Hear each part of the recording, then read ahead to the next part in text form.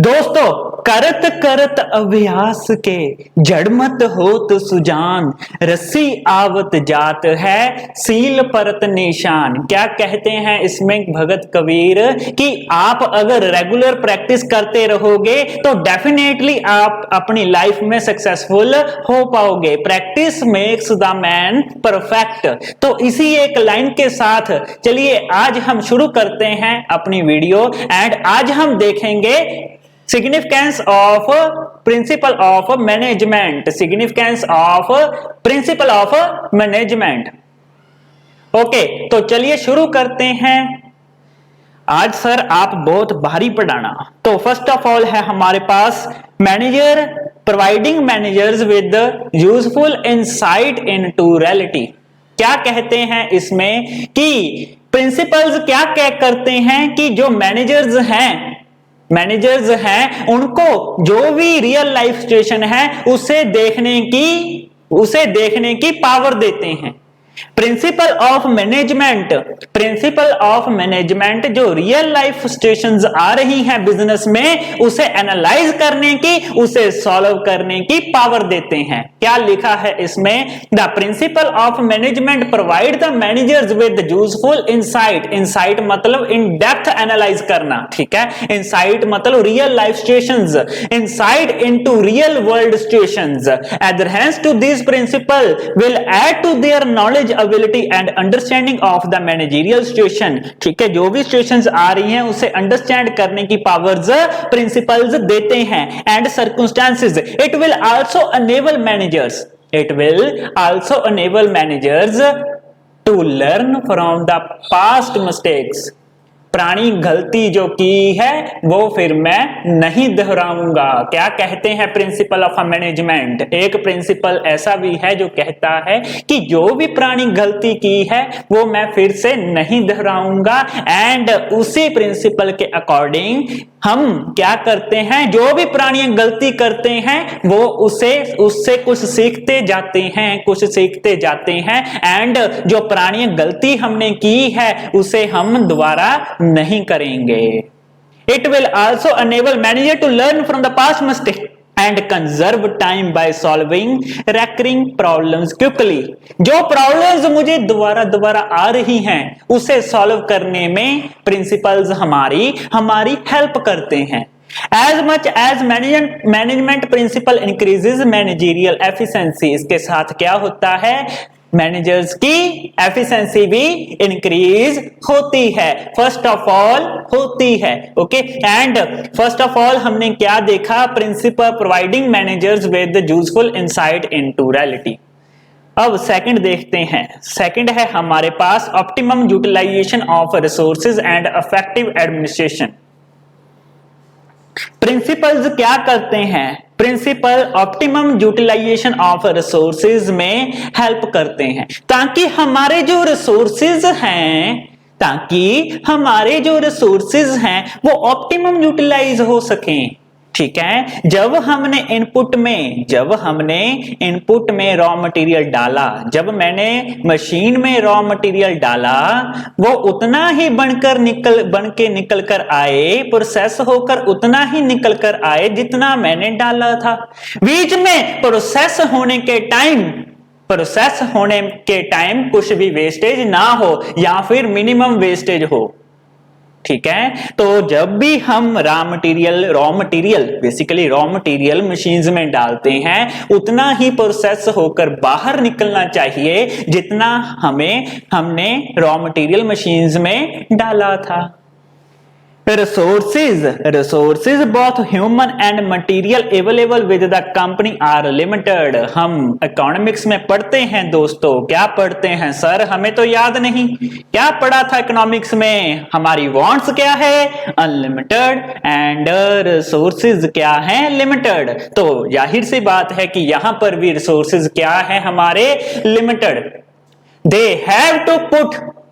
They have to be put to the optimum use। उसे हम optimum use करेंगे, उसका हम ऑप्टिमम यूज करेंगे, वेस्ट नहीं करेंगे दोस्तों, ठीक है। By optimum use we mean that the resources should be put to use in such a manner that they should be given a maximum benefit with minimum cost. Benefit maximum, cost हमारी minimum रहनी चाहिए, ठीक है। तो minimum cost के साथ हमें maximum benefit लेना है। Principle equip the managers to foresee the cause and effect relationship of their decision and action as such a wastage associate with trial and error approach can be overcome. देखो दोस्तों, पहले हम जो भी काम करते हैं ना, उससे पहले एक ट्रायल एंड एरर अप्रोच से काम करते हैं। मतलब क्या है, पहले ट्राई करते हैं फिर एक्चुअली में एप्लीकेबल करते हैं। सर पहले ट्राई करेंगे फिर एक्चुअली में एप्लीकेबल करेंगे, तो यही है ट्रायल एंड एरर। मतलब ट्रायल लेवल में हमें अपनी गलतियां पता लग जाती हैं, गलती क्या क्या हुई वो पता लग जाती है जब हम ट्रायल लेवल पे उसे एप्लीकेबल करते हैं, एंड वही जब हम एक्चुअल लेवल पे एप्लीकेबल करते हैं तो वो जो गलतियां ट्रायल लेवल पे हुई थी उसे एलिमिनेट कर देते हैं। हमें मालूम होता है कि एक्चुअल लेवल पे अब कैसे काम करना है। Trial and error approach can be overcome. Effective administration necessitates impersonalization of the managerial conduct so that managers power is used to due discretion। चलो आगे देखते हैं हम साइंटिफिक डिसीजन।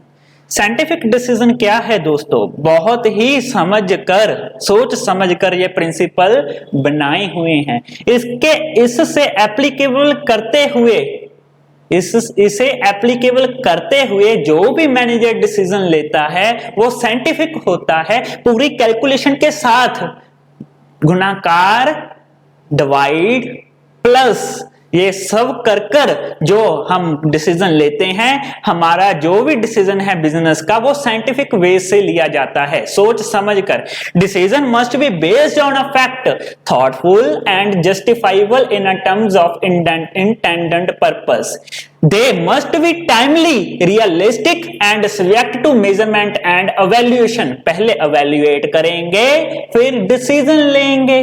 पहले evaluate करेंगे सिचुएशन की कि क्या चल रहा है मेरे ऑर्गेनाइजेशन में, फिर हम decision ले पाएंगे कि ये प्रोजेक्ट हमने एप्लीकेबल करना है या नहीं, ये डिसीजन हमने एप्लीकेबल करना है या नहीं।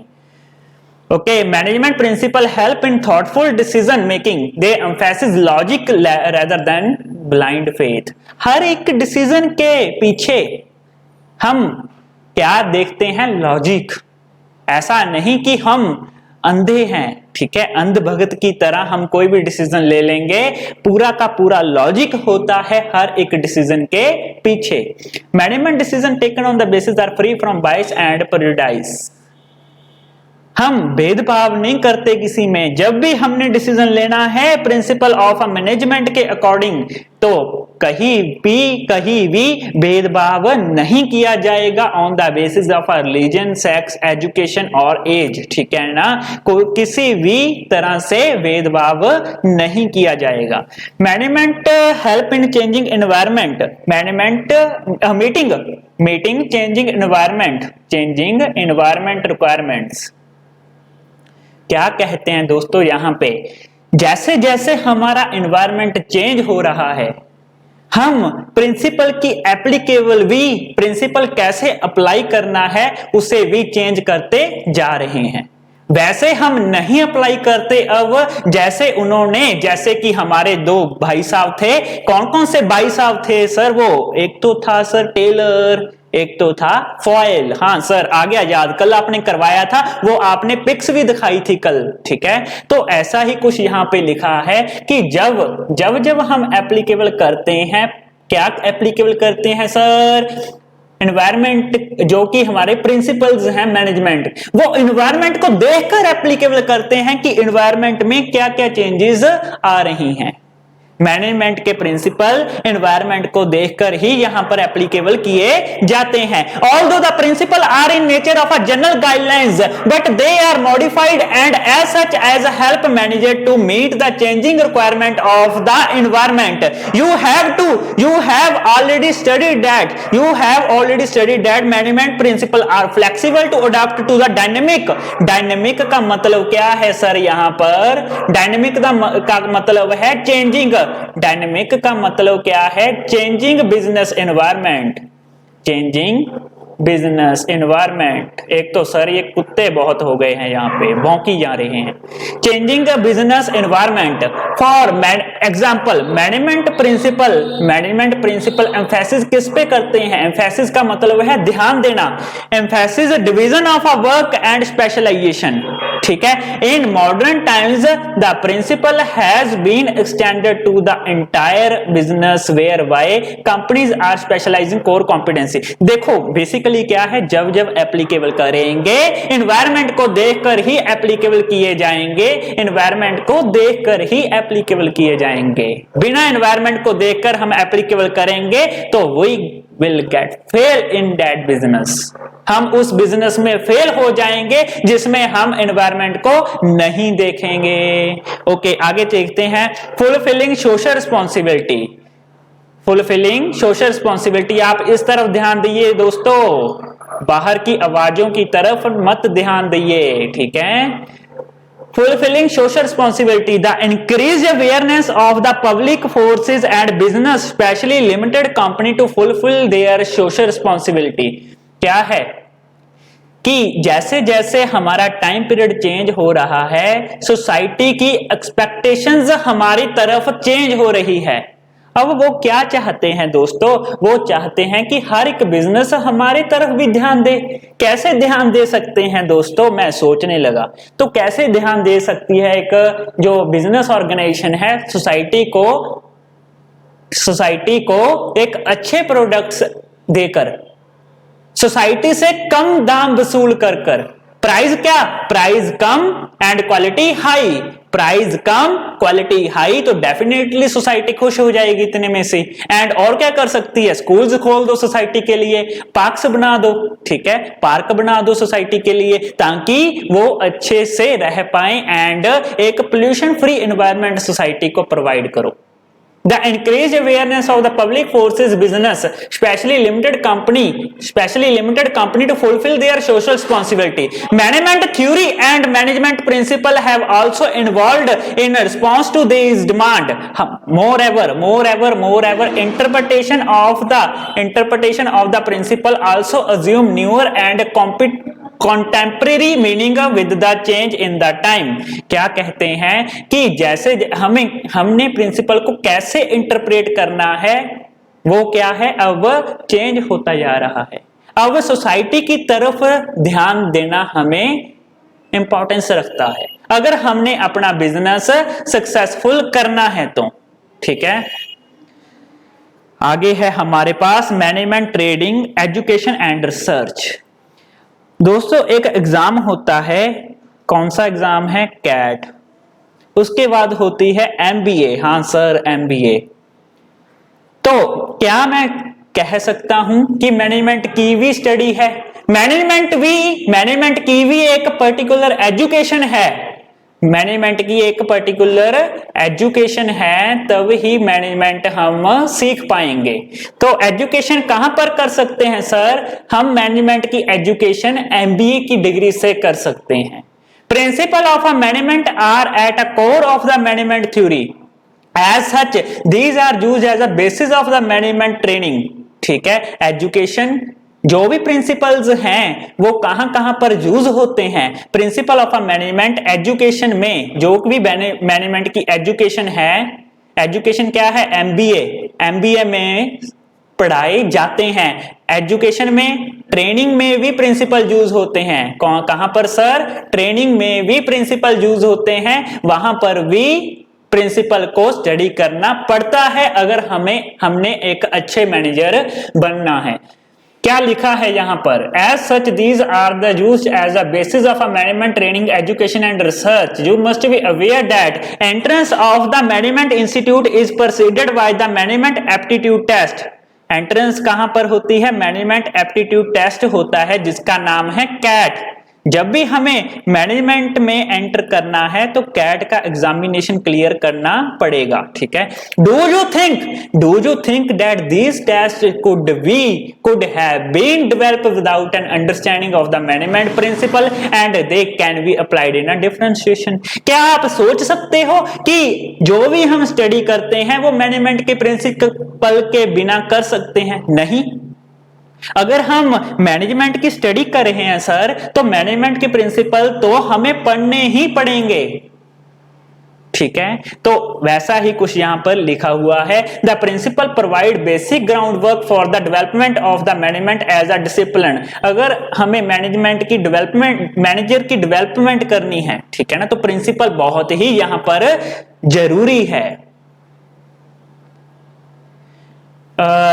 प्रोफेशनल कोर्सेज कौन से हैं? एमबीए और बीबीए। एमबीए और BBA also teach this principle as a part of a curriculum at the beginning level. MBA में मैंने पहले ही बता दिया, प्रिंसिपल के बिना एमबीए हो नहीं सकती। Management training education and research सभी में प्रिंसिपल आते हैं। बिना प्रिंसिपल के स्टडी नहीं हो सकती। तो दोस्तों होप करता हूं कि आपको समझ में आया होगा। बेसिकली आप इसे ऐसे ही याद कर सकते हो एंड आप मेरी पिछली वीडियो भी देख सकते हो, वहां पे मैंने याद भी करवाया हुआ है। क्या करवाया था कल सर? कल याद नहीं आ रहा sir. Nature of principal of management, तो उसे आप पिछली वीडियो में देख सकते हो। मैंने एक मेमोरी टेक्निक के जरिए वहां पर उसे याद भी करवाया हुआ है, ताकि आपको, मेरी कोशिश क्या है कि आपको याद भी हो एंड समझ भी आए, दोनों तरह के कंसेप्ट आपके क्लियर हो जाए।